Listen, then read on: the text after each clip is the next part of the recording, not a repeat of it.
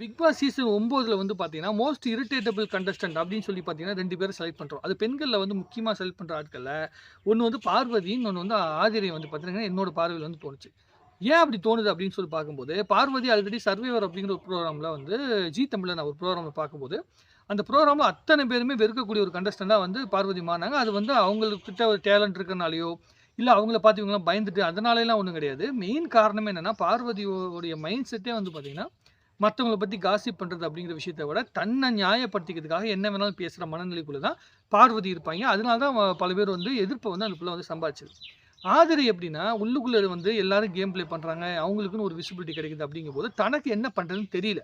அப்ப என்ன பண்ணலாம்? ஏற்கனவே அவங்களுடைய லைஃப்குள்ள இருந்து நமக்கு ஏதாவது ஒரு ஹிஸ்டரி தெரியுதுன்னா, அத எடுத்துட்டு போய் நம்ம பாலிடிக்ஸ் பண்ணலாம். அத வந்து உள்ளுக்குள்ள கேம் ப்ளே பண்ணலான்னு கமருதீனோட பர்சனல் லைஃப் எடுத்துட்டு வந்து உள்ளுக்குள்ள வந்து பேசிட்டு இருக்கிறாங்க. இப்ப அதுதான் வந்து ஆத்ரியோட கேம் ப்ளேவா போயிருச்சு. அதுதான் அந்த புள்ளிக்கான நெகட்டிவான விஷயம் தோணிட்டு இருக்குது.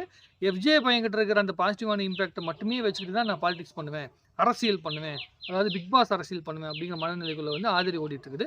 ஸோ இந்த பார்வதி, ஆதிரை 2 பேரையும் கம்பேர் பண்ணி பார்க்கும்போது யார் மோஸ்ட் இரிட்டேட்டபிள் கண்டஸ்டன்ட் அப்படின்னு வந்து நம்மளுடைய மைண்டுக்கு தோணுது அப்படின்னா, பார்வதியோட ஆதிரை தான் வந்து ரொம்ப ரொம்ப தப்பான கண்டஸ்டன்ட் அப்படின்னு நினைக்கிறேன். பார்வதி வந்து பிக் பாஸ் வீட்டுக்குள்ள இரிட்டேட் பண்ணிக்கிட்டு, பிக் பாஸ் வீட்டுக்குள்ள அவங்களுடைய மனநிலைய வந்து இரிட்டேட் பண்ணிக்கிட்டு, தன்னுடைய மனநிலைய வந்து அங்க புகுத்திக்கிட்டு, அப்படியே வந்து ஒரு கேம் ப்ளே பண்ணிட்டு இருக்குது. அது அட்லீஸ்ட் அது கேம்க்குள்ள இருக்குது.